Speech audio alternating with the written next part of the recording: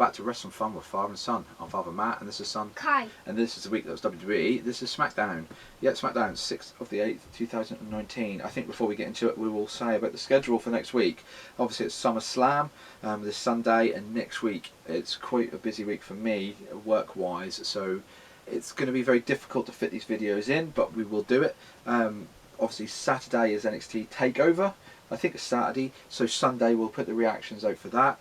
Obviously Sunday is SummerSlam, and Monday's Raw, and Tuesday's Smackdown.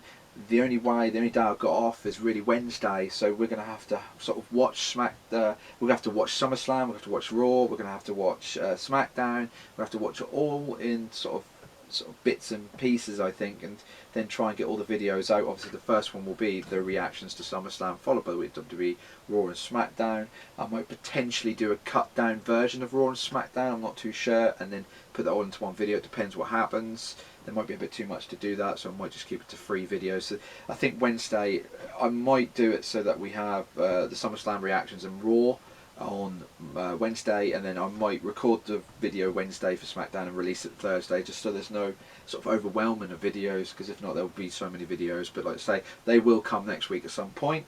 Like I say, I'm working Monday and Tuesday. You'll probably have to watch SummerSlam without me on Monday, and then I'll have to watch it, sort of catch up through the day, sort of Monday, Tuesday, to get back on sort of track for Wednesday.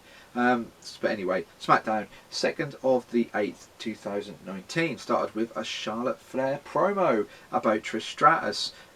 She said she was going to play a video, which she thought was going to be about herself. It turned out to be Trish Stratus, a video about Trish Stratus. Trish then came out and said, "You didn't expect that, did you?" And then she came down and she said that she wanted to remind Charlotte for the reason she's there is because of her. And Charlotte Flair then signed off with, "You will bow down to the Queen at SummerSlam."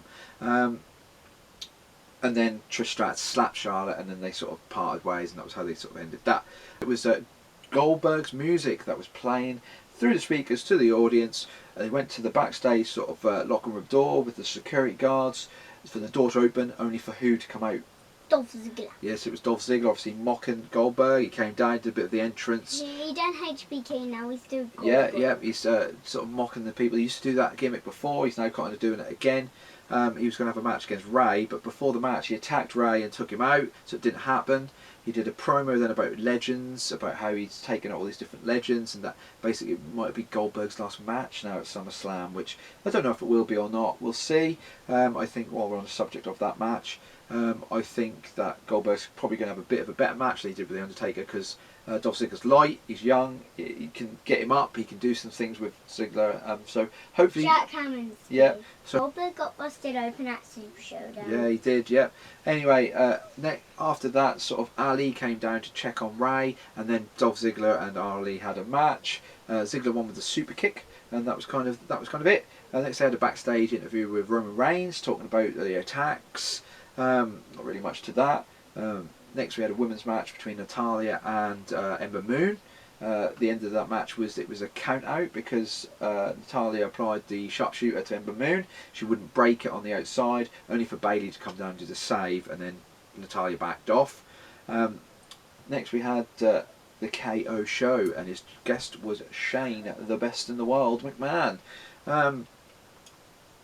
Kevin Owens was saying, you know, people have been asking why you put your career on the line, why don't you ask Shane to put his on the line? He then proceeded to ask Shane, will you put your career on the line? Shane said no, and that he sort of listed then all the ways that Owens could lose by pin, submission, DQ, count out, all them sort of things.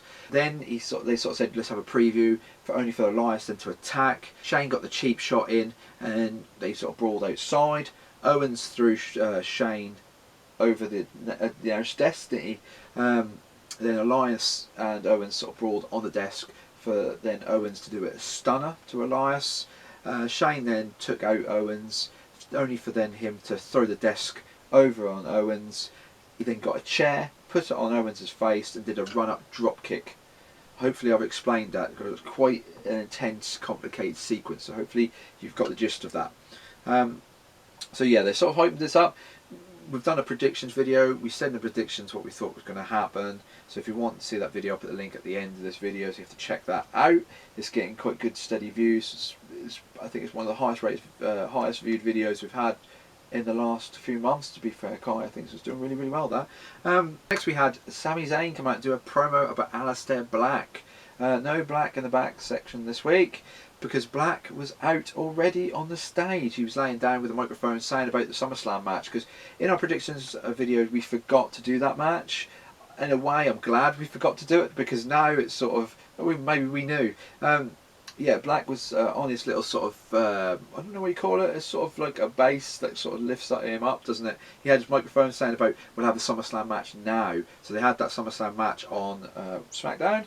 So I think that the card's so stacked that they just wanted to cut a few matches from it, because they realised it'd probably be a bit too long.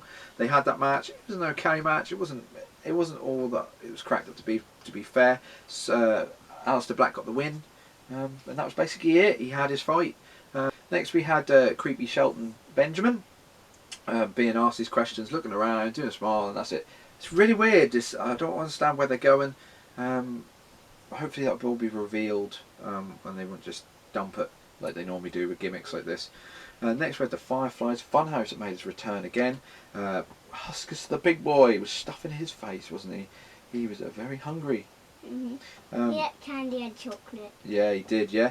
Bray Wyatt coming to say about Finn Balor and his courage. But his courage was basically ignorance, because he called out the Fiend. That's basically the gist of it. It's okay, it's nice to see it. This wasn't probably my... I find that these Fireflies Funhouse, now that they've kind of got them in the programme, they're cutting them down in size. So they're only like a sort of minute and a half now. And it's kind of the same thing. I thought, you know, this wasn't the best Fireflies Funhouse in my mind. It's nice to see it on there, but hopefully once Finn Balor and that programme's done, they'll go back to doing longer ones and have more of a message in them. But it was nice to see it.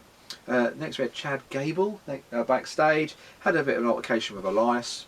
That was it. Nothing really come of it. I don't know if they followed this up on 205. I couldn't have thought they did, because Elias is not 205. He's not a cruiserweight. But I don't know if they're teasing next week they're going to have a match, or they're going to have a programme, or whatever. But they kind of had an altercation. That was kind of it. And then we get to the semi-main event. Well, we'll get to that when we get to it. The New Day versus Bryan and Rowan. Like I say, it wasn't too much to this match, to be fair. The ending was that Rowan got steel steps, caused a DQ finish to Xavier Woods, and then they attacked the New Day after the match, only for then the camera to go to the Titantron to have Roman Reigns walking backstage. He went into the locker room. He told everyone to clear out except for Buddy Murphy. Obviously there's a rumour going around that Buddy Murphy was in the video or the backstage sequence for last week's attack, wasn't he? So he questioned Buddy Murphy, did you do it? Do you know who done it? Buddy Murphy then said, no I don't, but if I did, I wouldn't tell you anyway. That then proceeded for Roman Reigns then to attack Murphy and sort of do a bit of an interrogation, as it were, by questioning him who done it, only for then Murphy to confess that it was Rowan and Daniel Bryan, all kind of hinting at it anyway. We don't know if that's true. We haven't had Daniel Bryan's confirmation if that's true or not, but Daniel Bryan and Rowan were still in the ring at this time watching the Titantron, and that was kind of the last shot, was Daniel Bryan and Rowan in the ring. So we think we know it's Daniel Bryan and Rowan. That was the rumour on the internet going around, that it was going to be Bryan and Rowan. Again, I said this in the WWE week that was WWE Raw. Thought Daniel Bryan was going to say it wasn't me. Yeah, well, he didn't have a microphone or anything. Maybe next week he might say, or he might say at SummerSlam, they might follow it up. But it's like I said on the week of WWE with the Goldberg angle about that being leaked and spoiled. I think it was by Dave Meltzer. You know, I wish that they wouldn't spoil these sort of things, because there's no surprise anymore in the WWE. We kind of knew this was happening. We kind of knew it was probably going to be Daniel Bryan, and now it's kind of almost confirmed that it could be Bryan.